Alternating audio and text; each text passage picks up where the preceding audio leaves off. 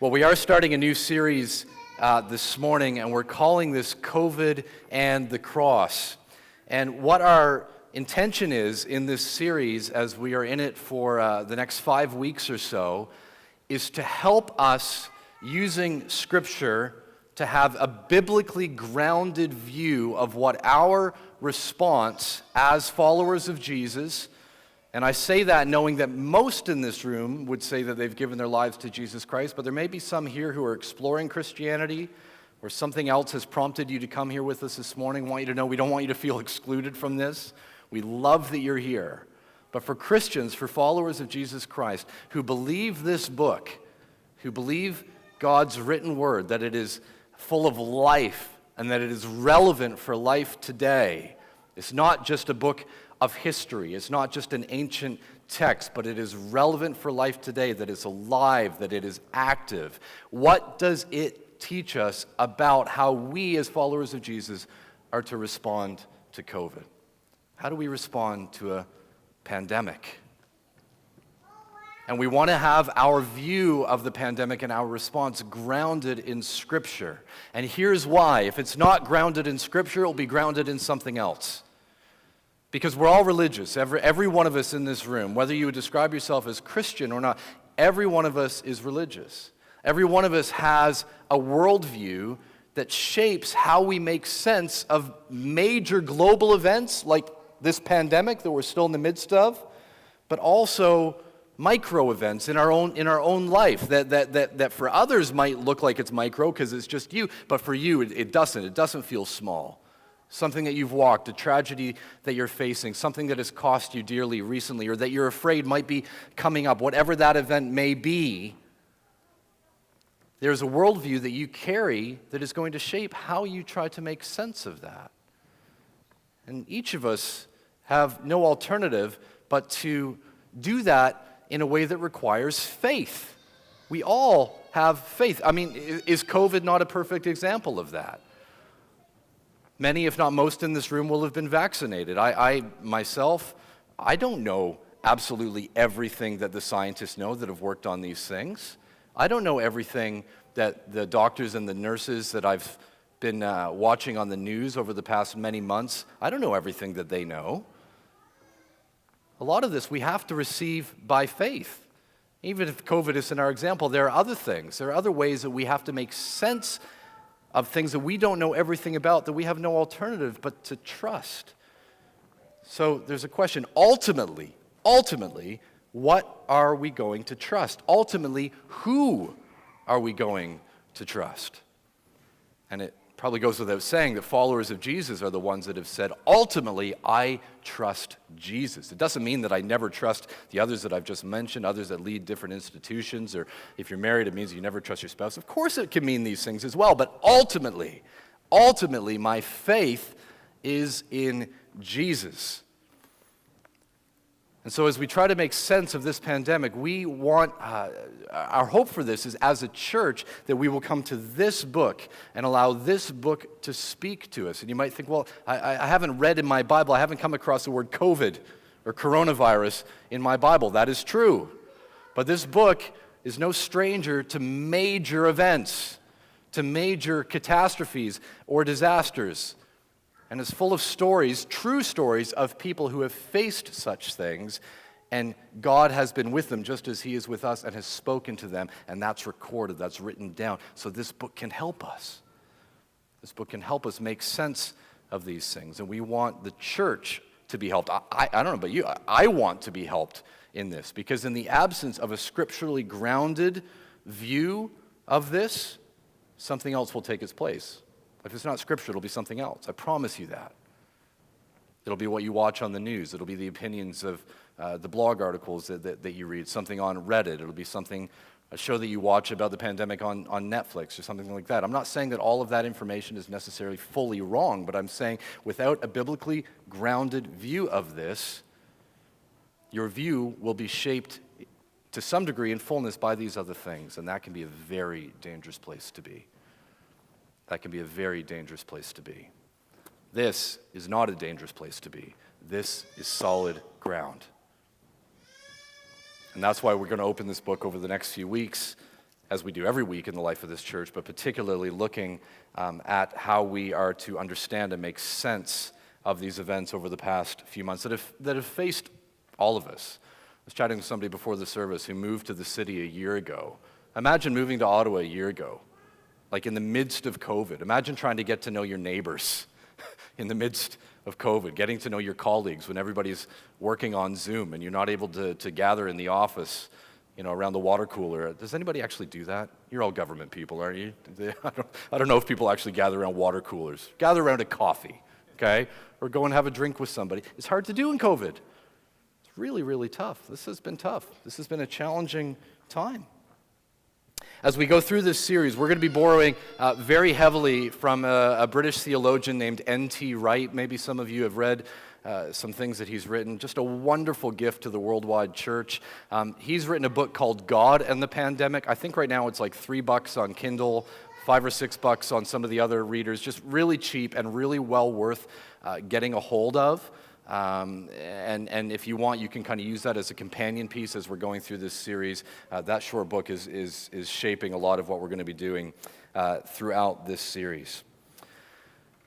But as I was saying, we all are trying to make sense of these events. And anytime any major kind of world disaster, catastrophe has hit throughout human history, people have tried to make sense of things. A long, long time ago, it might have been as simple as, well, the gods must be angry.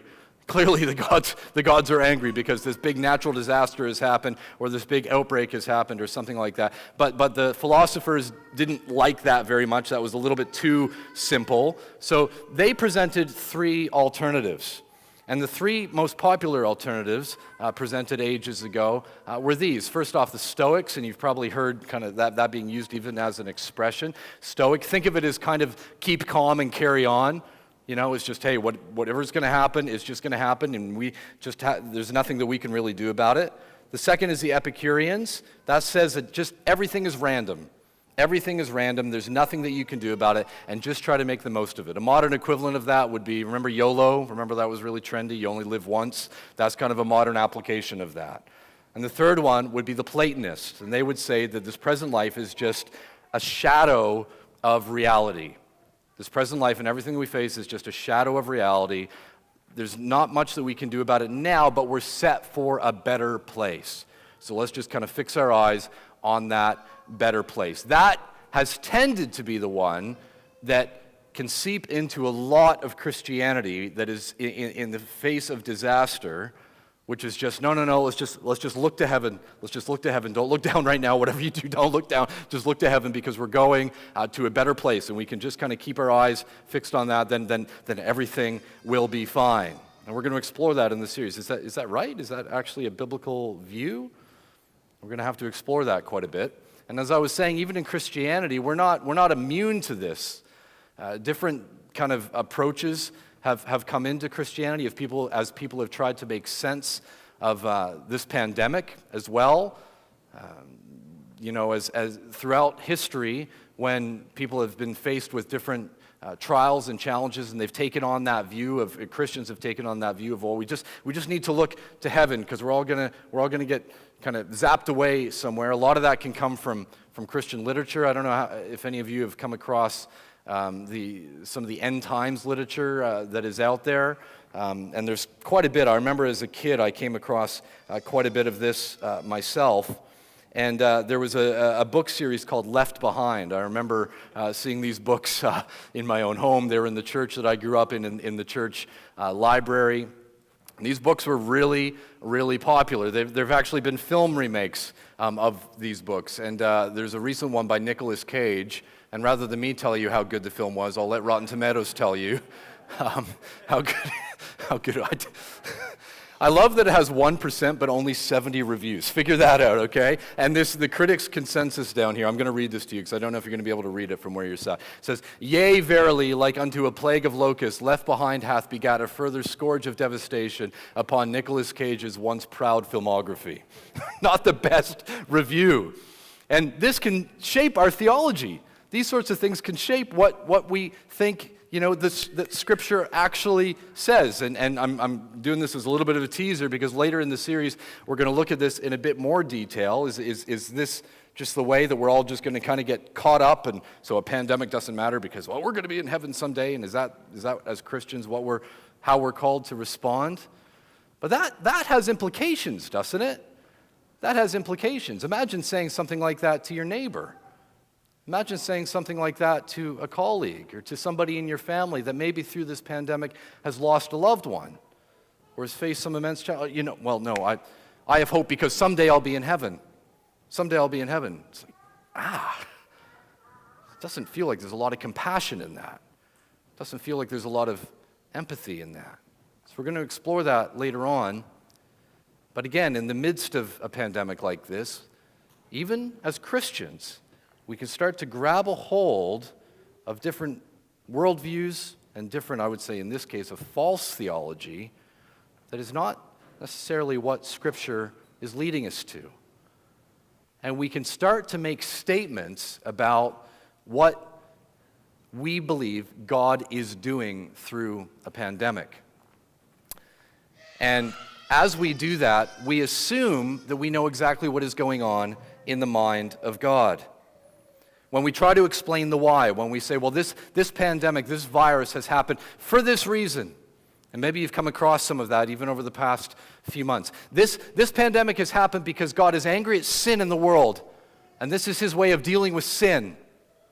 Or this is an alternative would be, this isn't necessarily a Christian view, but something that is still a very religious view that is quite prevalent in our culture. This has happened because of the way that we abuse the planet. And this is just a reckoning that has come. And the planet had to come up with a way to reduce carbon emissions because in the pandemic there were less people on the roads, and that was helping. That is why. Or whatever other why we might come up with, but particularly when we apply it to God, when we say, this is why God allowed it.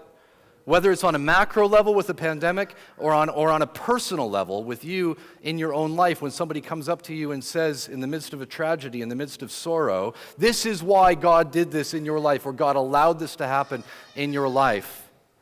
When we make statements like that Scripture does not clearly give us, we assume to know the very mind of God. We assume a position that is not ours to take. Romans 11, verse 34 says this, 33 and 34. Oh, the depths of the riches and wisdom and knowledge of God.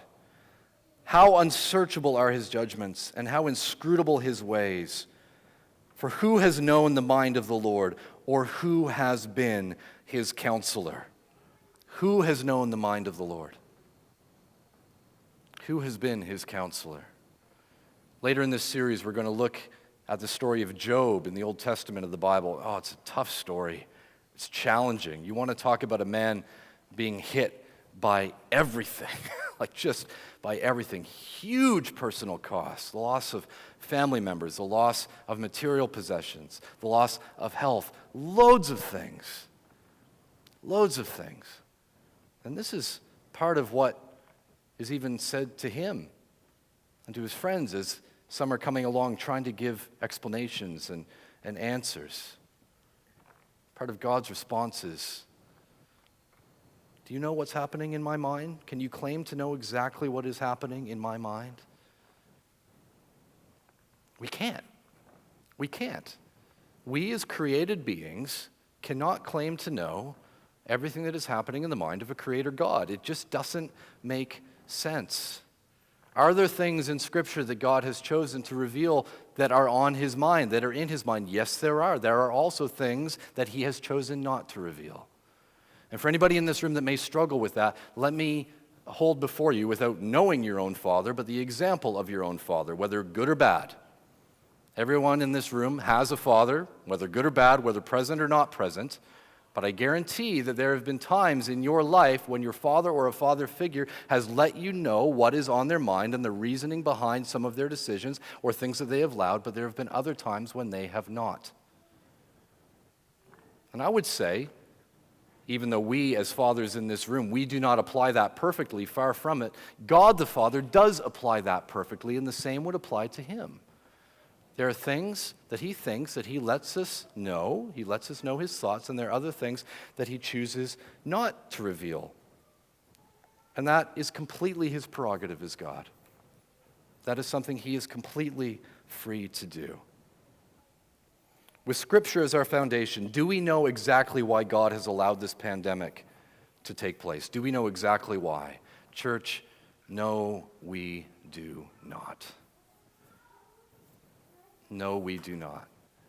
And I want to, as your pastor, who loves you, who prays for you, I want to warn you against anything that you come across in the Christian industry or otherwise that claims to say, this is why God allowed this. This is why. Bang.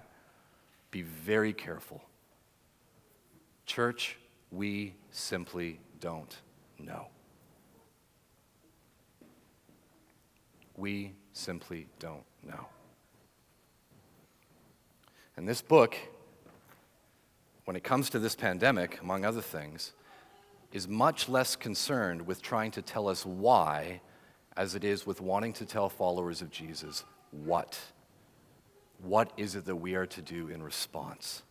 What is it that we are to do for each other as others in this church? What is it that we are to do for our neighbors who are mourning, who are grieving? What is it that we are to do for the family that's new to the city, moved a year ago and has probably struggled to meet people and probably feeling lonely? Others that have been in the city for years but have been shut inside, perhaps afraid to go out, perhaps because of something medical in their life, that have not been able to go out, whatever it might be. What is it that we can do to serve them? That's what this book is far more concerned with. And for us as the followers of Jesus, we really need to bear that in mind. You know, we were very quick to say, well, we should be the hands and feet of Christ, but we also try to be the mouthpiece of God in ways that God hasn't called us to.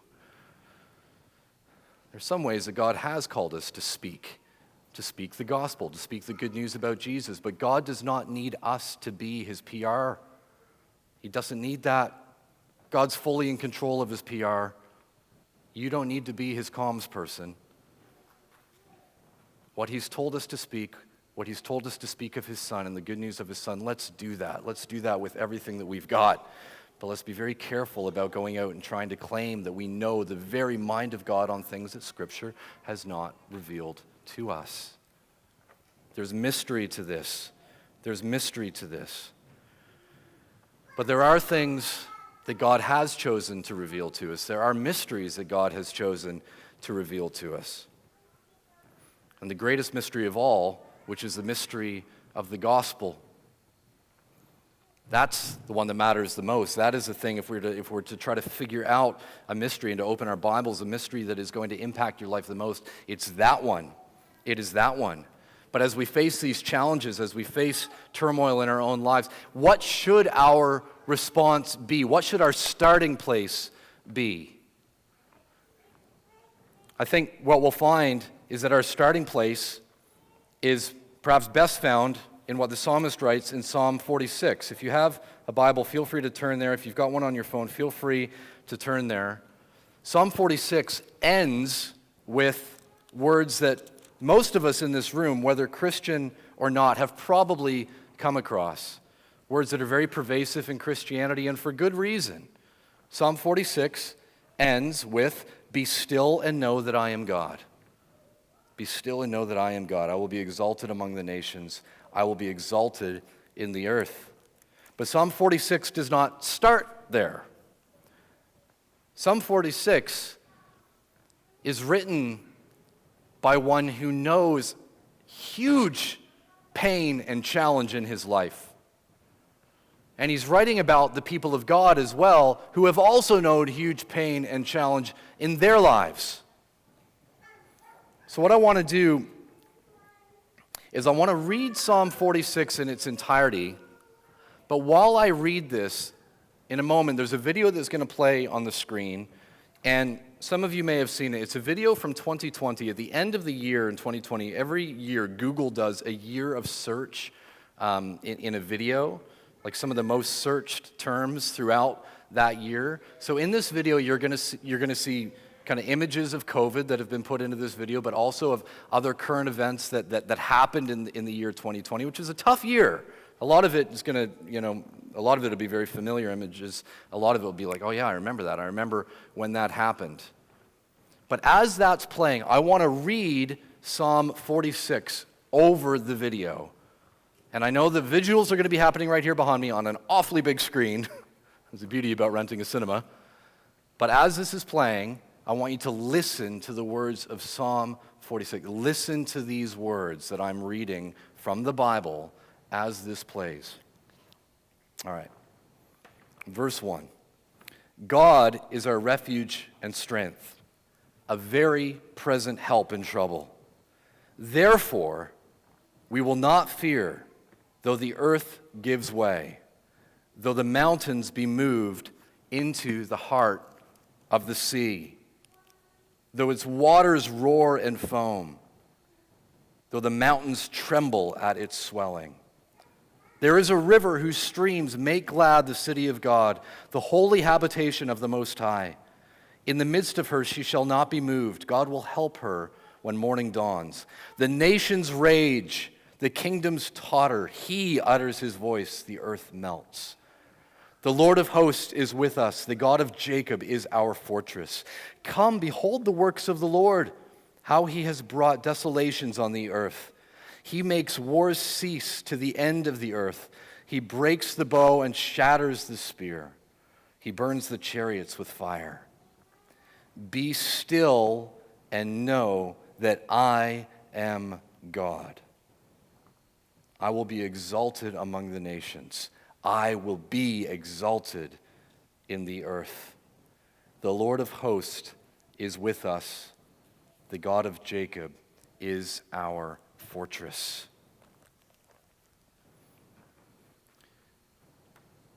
We can stop the video. It continues on with other popular searches that year. But it starts with why. Why are these things happening? If you're asking that question about the pandemic or about anything else right now, I want you to know that's okay. That's okay. It's okay to wonder why. It's okay to cry out to God at times. Why? God, why? But know that there are going to be times when he will explain that to you, when he will reveal that to you, and there are going to be other times when he won't. But no matter what, he is with you and he is for you, whether he answers that question or not. The very end of this video ends with Google telling us to search on. Of course, Google is going to tell us to search on. And I want to say to you, if you're here as somebody exploring Christianity, somebody who's curious about faith, for whatever reason this brought you to that point and to this place, I want to encourage you, search on. Search on. But be careful what you search in. Google will tell you anything that you want to hear, anything that you want to read. If you spend a long enough time online, you will find somebody else confirming your suspicions and your opinions. You will. Not here. This book's going to challenge you a lot more than it is going to make you go, that's exactly what I thought. It's not going to do that a whole lot. But search on. But search here. There are mysteries that God has chosen to reveal, and the mystery of the gospel is the one that is paramount. And as our worship leaders come and get set back up here, we'll take communion together in a few moments. But I want to end just by reading this from Colossians 1:27. This is Paul writing to this church. He says, to them, that's the saints mentioned in verse 26, to the saints, God chose to make known how great among the Gentiles are the riches of the glory of this mystery, which is Christ in you, the hope of glory. The mystery of the gospel revealed in the person and the work of Jesus Christ. So wonderful that through faith in Jesus, anyone, no matter what race, no matter what nationality, no matter what socioeconomic status, no matter what profession, no matter what level of experience, no matter how popular, no matter what, through faith in Jesus Christ, can become part of the family of God. The mystery of the gospel revealed. The mystery that matters most in this life and that matters most in eternity. God has answered. And the answer is Jesus.